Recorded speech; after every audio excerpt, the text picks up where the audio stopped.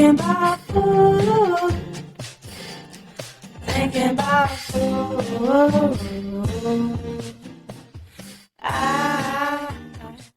Well, hello, friends. This is Mark, one of your hosts here at the Imago Nutrition Podcast, where we try to answer your questions and give you practical nutrition strategies so that you can reach your goals and your family can flourish. We've got an interesting topic today. We are going to be taking a look at the question, does my metabolism slow with age? And I think the answer may surprise you.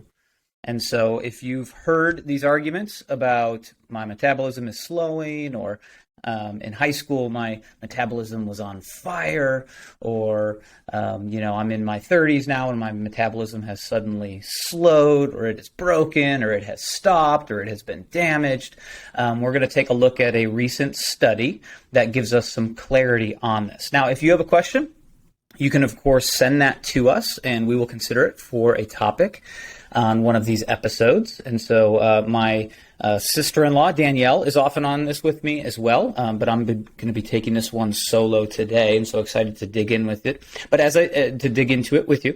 And so, as I said, if you want to send us a question, you can head over to our website at Imago Nutrition. That's IMAGO nutrition.com/podcast. Scroll just a little bit and you'll see where you can send us a question, again, to be considered as a topic for a podcast episode. And so with that, I want to jump right in. And so today we're taking a look at this question, does the human metabolism slow with age? Now, the short answer is technically yes, but there's a big but. It's likely not in the way that you think. Okay? So think back in time to when you were in high school. Most people would say, somewhere in that range, would say, man, when I was in high school, I could eat anything and not gain weight. You remember saying that? I do. Maybe in college, I could eat anything I wanted to in college. I would never gain weight. But particularly high school, we think, man, it was really just my metabolism was on fire, okay? And then somewhere, maybe it was your 20s, your 30s, your 40s, something along that lines, quote, our metabolism slowed. Or at least that's what we're told, or that's at least what we think, or dare I say, that's what we begin to blame our results on. That perception, however, isn't necessarily rooted in reality, and we have a fairly new study that was done or at least released in August of 2021. So I'm recording this in May of 2022. So less than a year ago, this was released. I will give you the PMID. Okay, this is just a number that you can Google, so that you're not just taking my word for it because I have a podcast episode on it, but you can actually go look at the research, the peer-reviewed research that I'm going to summarize for us today. So here's the PMID. If you got your phone, you got a note out, you got a pen somehow, wherever you're going to take a note, write down PMID and then the number 343-85400. Again, PMID 343-85400. You can Google that, and what you're going to see is there's a fascinating new study. Again, in the world of research, less than a year, still very, very new. The study is entitled Daily Energy Expenditure Through the Human Life Course. And this is fascinating to me. I'm a nerd about metabolism, and I think this study is just kind of mind-blowing because even some of my preconceived notions about human metabolism have changed now in light of this research. So what I want to do is I want to just summarize the findings. I'm going to simplify it and then talk just a little bit about how that applies or what that means for you today. So stick with me. It's probably not going to be a super long episode. We're going to get into some details here of what this study is. Again, you can go look at the study yourself, but I'm going to summarize it for us in no less than 5 bullets real quick, okay? So number 1, the research found that energy needs rise rapidly during the first 12 months of life, okay? So from the time you're born till you're 1 year old, okay? Such that by their first birthday, a one-year-old burns calories 50% faster than an adult relative to their body size, okay? So you're born, your metabolism shoots up for that first year, okay? And it gets to a point where it is burning calories 50% faster than an adult relative to body size, okay? So that's the first summary point. The second summary point is after this initial surge in infancy, metabolism slows by about 3% each year until we reach our 20s. Okay, let me say that again. Your metabolism rises from the time you're born until you're 1, and then it slows about 3% every year from the time you're 1 year old into your 20s. Guys, that includes high school, okay? When most of us thought, I've got emails dinging, that's great.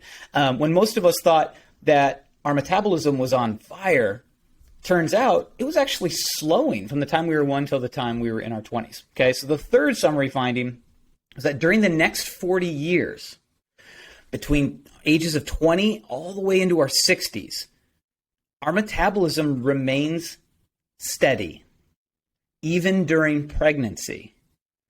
Okay, so when we think, man, we hit our 30s, we hit our 40s, maybe we say we hit our 50s, and our metabolism just plummeted, it just tanked. I was just putting on weight, adding body fat, no matter what I did. I couldn't lose weight. I couldn't get my body to stop accumulating additional fat in those years. Turns out that metabolism is actually steady from the time you're in your 20s till the time you're in your 60s.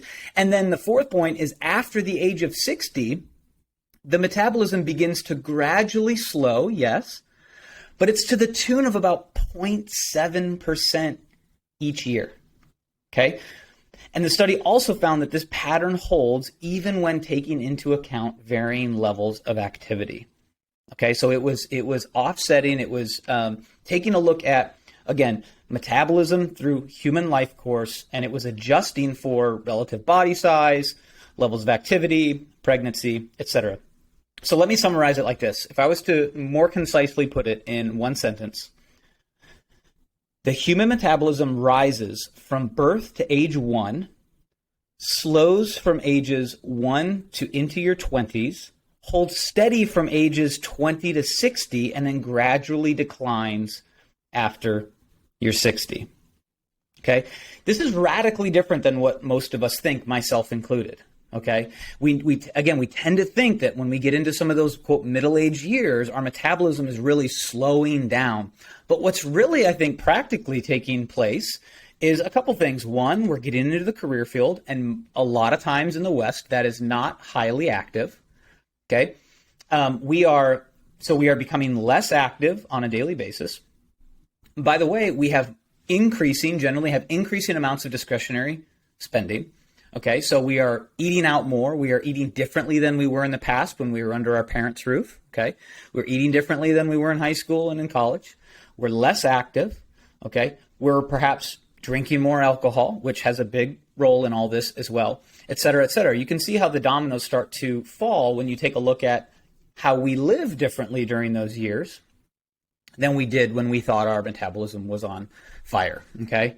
And so with that, and again, you can go take a look at the study. It's got a fascinating couple of charts. You can see this all mapped out in terms of that rise from birth to 1 year old, and then the steady decline until your 20s, and then the holding pattern that your metabolism is between 20s and 60s, and then just a very gradual drop off from the age of 60, ultimately until the end of life.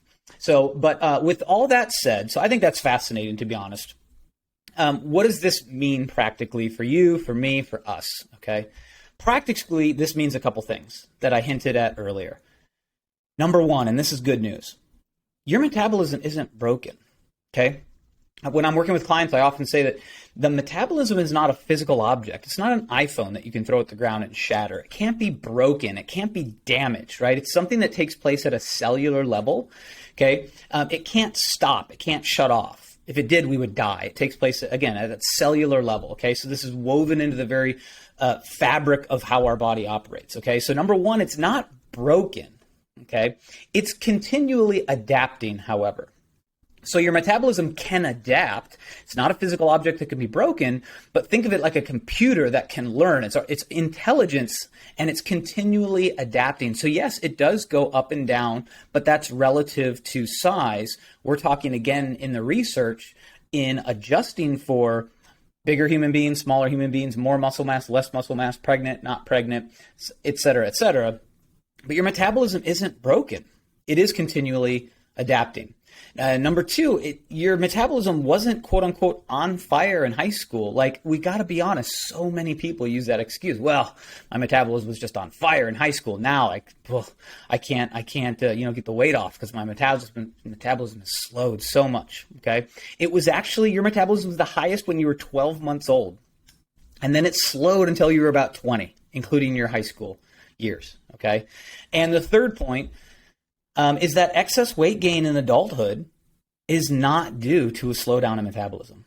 Okay, that's just point blank. Okay, the research does not bear out that at any other point the human metabolism just suddenly plummeted, and that's why we see this massive rise in obesity through the adult years. And over decades after decades after decades, it continues to go up in America. It's not because our metabolisms do anything different. It's just that our lifestyle is changing, and our results are reflecting that. And so here's the good news.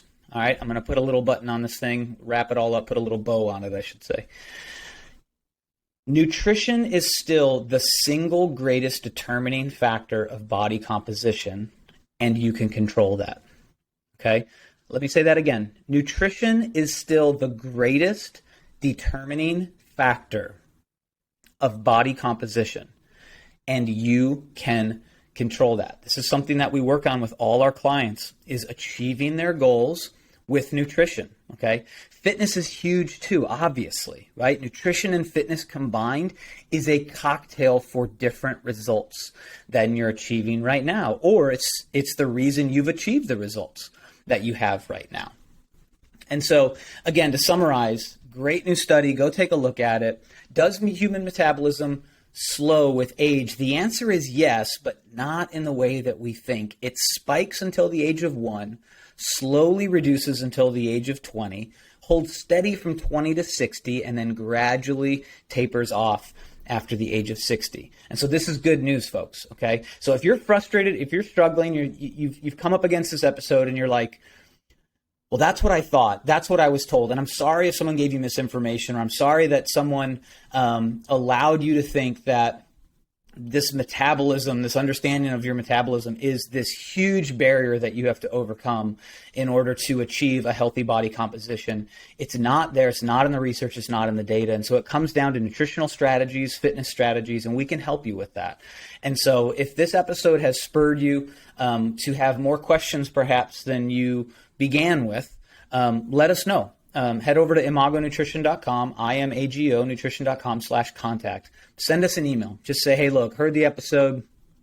Maybe you're just frustrated with your results. Heard your episode on metabolism. All right, so what do I need to do? And let's just have a conversation about what this looks like going forward. Okay. And if you saw the last episode or listened to the last, 2 episodes, I think it was, we talk about 7 ways to increase your metabolism with nutrition. And so there's another episode I can point you to. Go take a look at 7 ways to increase your metabolism with nutrition. We give you some strategies there to use nutrition to fire up your metabolism, or at least your metabolic rate, for a certain period of time. And so hopefully that's another helpful episode for you as well. And so if you got any questions, be sure to let me know. Kind of a short episode, kind of short and sweet, but thought this was a fascinating study. Wanted to bring it to light for you guys. And hopefully that brings some clarity and some, maybe some drive that you didn't have before, because this mountain of change in your life is not insurmountable.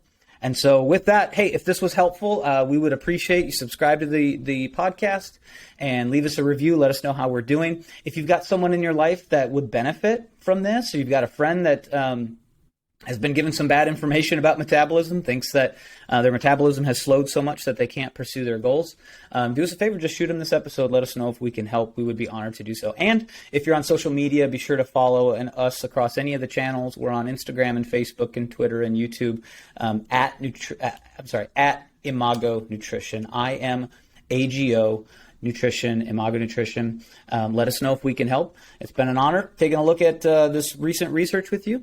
Again, hope that's helpful and clarifying, and we will see you back for another episode. Thanks.